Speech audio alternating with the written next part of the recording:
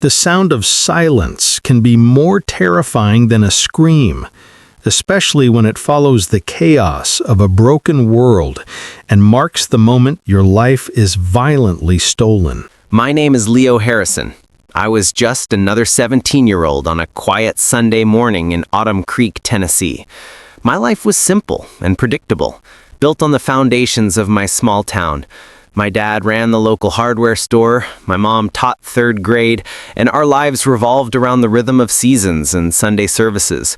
Our house, with its wraparound porch and a golden retriever named Max, who would doze in the summer sun, was a testament to a peaceful, uncomplicated existence. I played on the varsity soccer team, maintained decent grades, and, like most teenagers, spent my Sunday mornings grumbling about having to wear a tie to church. But deep down, our little church was my second home. It felt like an extension of my family, a place of belonging and warmth. That particular Sunday started out like a scene from a forgotten photograph. My mom was flipping pancakes, my dad was lost behind the sports section of the newspaper, and I was texting my girlfriend, Olivia, about our plans to meet up later. We made the short 5-minute drive to Grace Chapel Church, just as we did every week. I settled into my usual spot in the 4th row, just behind the Miller family. Their youngest, a little girl named Lily, always turned around to give me a shy wave during the opening hymn. Reverend Peterson had just begun his sermon, a powerful message about the strength found in loving your enemies, when the first gunshot shattered the morning stillness. It was followed by another, and then a storm of gunfire and screaming. I turned in my seat and my heart seized. There he was, a figure shrouded in black, a rifle clutched in his hands, firing indiscriminately into the congregation. People dove under pews, a desperate, scrambling chaos of bodies. Kids were screaming, their terrified cries a high-pitched counterpoint to the thunderous explosions. I watched as Mr. Thompson, my former Sunday school teacher, fell to the ground. I saw Mrs. Clark desperately trying to shield her baby with her own body. Something inside me just moved. It wasn't a thought, it was a pure, instinctual command. I jumped up and started running toward the back of the church, not away from the danger, but straight toward it. I was thinking about Lily, about all the little kids huddled behind me, about my parents who were just a few rows away. I had to create a distraction, a brief second of chaos that could give them a chance to escape. The first bullet hit me in the shoulder, a brutal force that spun me around. The second one slammed into my back and I went down hard, the wooden floor rising up to meet me with a shocking finality. I could taste blood in my mouth, hot and coppery, and everything began to go dark and quiet. The last sound I heard was my mother's raw, broken scream, calling my name, a sound that would forever be etched into the very fabric of my soul. Then the floor was gone. The screaming, the chaos, the pain, it all vanished. I wasn't there anymore.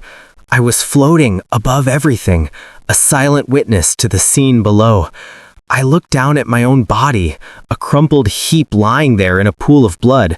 I could see my parents on their knees beside me, my dad trying to apply pressure to the wound, his hands shaking, my mom holding my hand and praying, her face a tear-streaked mask of anguish.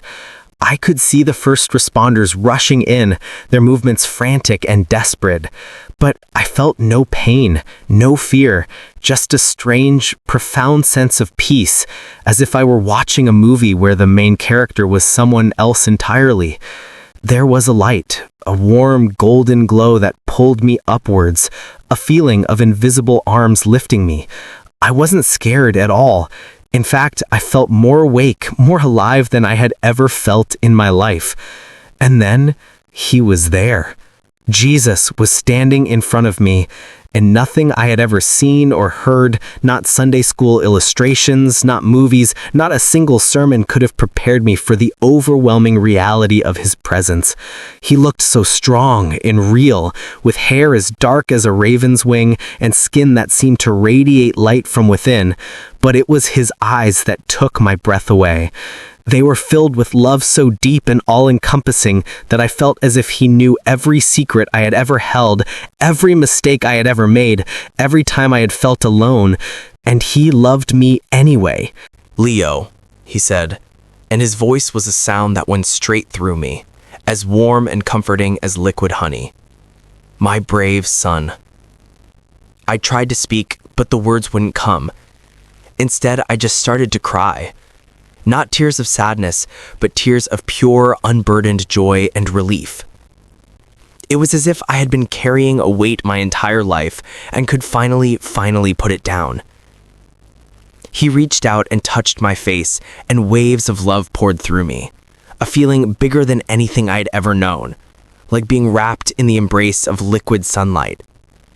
"You saved 12 people today," he said gently. "Your courage stopped him from reaching the children." I hadn't even thought about that. I just saw people in danger and moved. "But I need to show you something important," Jesus said, his face becoming more serious. "There are things happening in the spiritual world that my people need to understand." Suddenly, the beautiful light was gone. We were standing at the edge of the darkest, most terrifying place I had ever seen, a chasm of utter blackness. The air felt thick and wrong, heavy with despair. I could hear screaming and crying in the distance, a sound that felt both physical and spiritual, and there was a sickly, awful smell, like sulfur and death. "This is where souls go who die with murder and hatred in their hearts," Jesus said quietly. "Look, Leo." I saw him, the shooter, the man who had just taken my life and so many others. He was in this pit of complete darkness, screaming in agony. But it wasn't just physical pain. It was the agony of pure, terrible understanding. You could see in his face that he finally, truly comprehended the horror of what he had done. Every life he had taken, every family he had destroyed, every moment of terror he had caused, it was all hitting him at once. And it would hit him that way forever. "He chose this path," Jesus said, and I could hear the deep, abiding sadness in his voice. Every time he chose anger over forgiveness, every time he fed his rage instead of seeking help, every time he rejected my voice calling to him, he was choosing this. But then I saw something that shocked me even more. There were others there, lots of others. People who had attacked churches and schools and other innocent places. They were all in the same darkness, all experiencing the same endless torment. They all made the same choice. They silenced my voice in their hearts until they couldn't hear it anymore. They chose to hurt my people, to attack places of worship, to harm children and families. This is the consequence of that choice. I watched as dark beings, actual demons, tormented these souls, mocking them and reminding them of every evil thought they had entertained, every chance for repentance they had ignored. "But Lord," I managed to say, my own heart aching with a bewildering mixture of pity and horror, "couldn't you have stopped them? Couldn't you have saved them somehow?" Jesus looked at me with such a profound sadness. "Leo, I called to each one of them. I sent people to love them.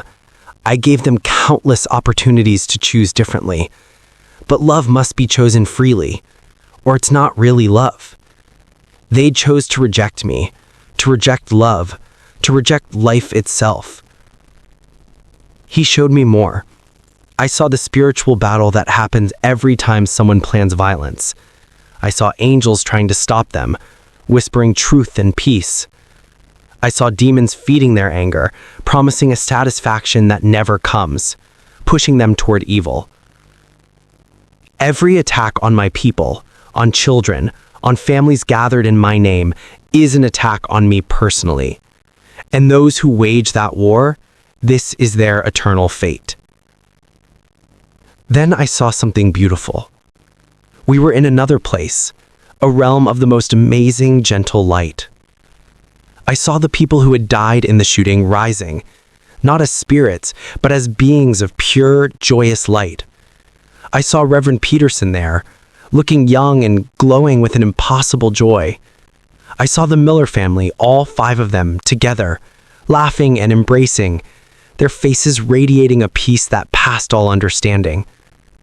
26 souls total, Jesus said, all welcomed into paradise.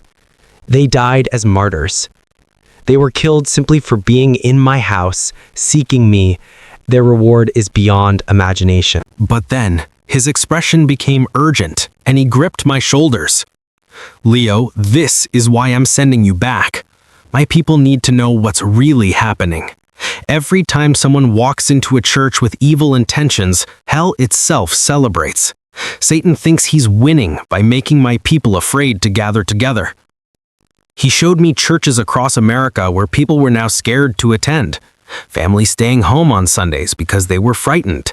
Children having nightmares about Sunday school. This is exactly what the enemy wants, Jesus said. He wants my people scattered, afraid, isolated. He wants parents to keep their children away from me. He wants believers to stop gathering in my name. Then Jesus showed me how church attacks caused some people to lose faith entirely, how they made others angry at God, asking why he didn't protect his people, how they created fear and division in communities. But here's what Satan doesn't want people to know, Jesus said, his voice becoming strong and resolute. Every act of evil only makes my light shine brighter. Every attack on my people can make their faith stronger if they choose to let it. And every person who dies in my house becomes a warrior in my heavenly army. He showed me something that made me weep. For every person killed in a church attack, he showed me dozens more people who came to faith because of the love and forgiveness shown by the victims' families. He showed me how communities came together, how churches grew stronger, and how his name was glorified even in the darkest moments. The enemy means it for evil, Jesus said, but I work all things together for good for those who love me. Then he looked straight into my eyes, and I felt the weight of forever in his gaze. Leo, I'm sending you back with a message. Tell my people this. Do not be afraid. Do not let terror win. Keep gathering in my name. Keep bringing your children to worship. Keep believing that my house is a sanctuary. Not because nothing bad will ever happen, but because I am with you always. And tell them this, Jesus continued, his voice becoming gentler but more intense. Every person who has ever harmed children or attacked my people will answer to me. Justice will come, perfect justice. They may think they've gotten away with it, but they will stand before my throne. And what you've seen today is only a glimpse of their eternal punishment. I felt chills run through me as he spoke. But also tell them, he continued, even now, even for those planning violence at this very moment, there is still time. My mercy is greater than any sin, but it must be received while they still draw breath. I am calling to the angry, the broken, the ones feeding on hatred right now. I am calling them to come to me, to let me heal their wounded hearts, to choose love instead of violence. Tears streamed down my face. Lord, will anyone listen? Will this make any difference? Jesus smiled, and it was like watching the sunrise. You've already made a difference. Your courage today saved 12 people. Your story will save many more. Some will hear your words and choose to walk into my house despite their fear. Some who are planning evil will hear your testimony and fall to their knees instead of picking up weapons. But then his face became serious again. However, know this, more attacks will come. We are in the end times, and the enemy knows his time is short. There will be more violence, more attempts to drive my people away from gathering together. He paused, and his voice became more powerful. But also know this, I am with my people always, even when they walk through the valley of the shadow of death. He showed me one last vision. I saw churches across America filled with people who refused to live in fear. I saw children laughing in Sunday school, despite the dangers. I saw communities of faith growing stronger, not weaker, in the face of attacks. This is my will, Jesus said, that love conquers fear, that faith conquers terror, that light conquers darkness. Suddenly, I felt a pulling sensation. I knew it was time to go back. Lord, I don't want to leave, I said, panic rising in my chest. It's so perfect here, so peaceful. Can't I just stay? Jesus pulled me into his arms, and I felt like a little kid being held by the perfect father. My son, your mission isn't finished. Your parents need you. The people who will hear your story need you, and I need you to be my witness in a dark world. The pulling got stronger. But remember, he said, his voice following me as everything began to fade. You are never alone. I am with you always, and one day, sooner than you think, you will come back here to stay. The next thing I knew, I was gasping and coughing up blood in the back of an ambulance. Machines were beeping everywhere, their sounds a stark contrast to the perfect harmony I had just left. My whole body felt like it was on fire, a searing pain where the bullets had hit me. There were tubes in my mouth and IVs in my arms. He's back, someone yelled. We've got him back. My mom was there, her face streaked with tears, gripping my hand so tight it hurt. Leo, oh baby, you came back to me. The paramedics were amazed. They said I had been clinically dead for 19 minutes.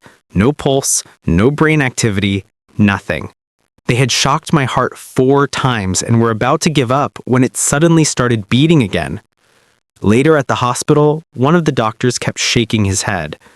I've been an emergency physician for 25 years, he said.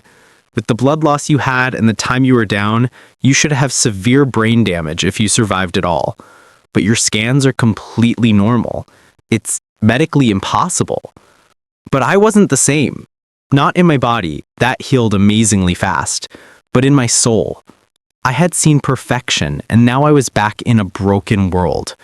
For weeks, I could barely talk about what happened. Every time I tried to tell someone about meeting Jesus, I would start sobbing. The memory of his love was so powerful that everything else seemed gray by comparison. But slowly, I began to share. First with my parents, then with other survivors, and then with the reporters who came to town. The shooter had killed 25 other people that day, but the police leader told us that my actions, running toward him instead of away, had distracted him just long enough for several families to escape through a side door.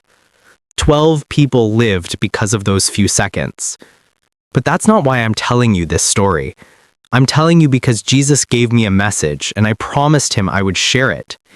If you're someone who has anger in your heart, who feels forgotten or hurt or filled with rage, please listen to me. That path leads straight to hell. I've seen where it ends, and it's more horrible than your worst nightmare. But it's not too late. Jesus is calling your name right now. He wants to heal your heart, to fill that empty place with his love, instead of letting it fill with hate. Don't wait. Don't feed the anger another day. Fall to your knees and ask him to help you choose love. If you're someone who's afraid to go to church, afraid to take your kids to Sunday school, please don't let terror win. Don't let evil accomplish its goal of keeping God's people apart. Your church needs you. Your children need to learn about Jesus, and you need the strength that comes from worshiping with other believers. Yes, there might be danger, but I promise you this. If something happens to you in God's house while you're seeking God's face, you go straight to paradise. And if nothing happens, you get to be part of God's army, pushing back the darkness in this world. Every evil act is temporary. Every injustice will be answered. Every tear will be wiped away. And love, God's love, always wins in the end. The man who shot me is in hell right now, not because God wanted him there, but because he chose to go there by feeding his anger instead of seeking healing. But the people he killed, they're in paradise, more alive and joyful than they ever were here on earth. I know this because I've been there. I've seen both places. You still have time to choose, but not forever. Every morning you wake up, Jesus is calling your name. Don't waste the chance to choose love over hate, because I've seen what happens to those who do. What if every choice you make is a step toward either paradise or damnation? What if the hatred you harbor and the anger you feed are not chains for your enemies, but for your own soul? The terror of what I saw is a real, undeniable warning, but the joy of the paradise I witnessed is a promise that love, perfect love, is waiting for those who choose it. The man who hurt me ran from heaven, but I was sent back to tell you that you still have time to run toward it. Which direction will you choose? Don't wait too long to decide. If this message has moved you, subscribe to our channel and join us as we continue to explore the truths that matter most.